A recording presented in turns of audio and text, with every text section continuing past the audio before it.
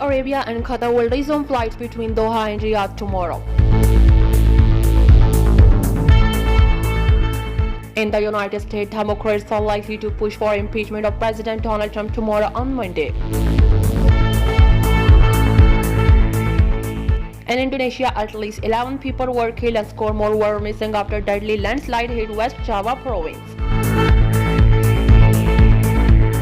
In India, Haryana Police used water cannon teargas cells to stop farmer march to Karnal.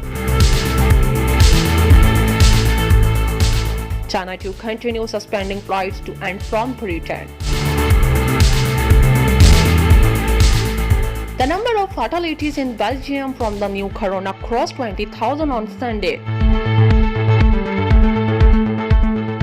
At India failed to muster support of assumed chairmanship of important subsidiary bodies. Iran threatens to throw out UN nuclear inspectors as IGRC parades terror capability.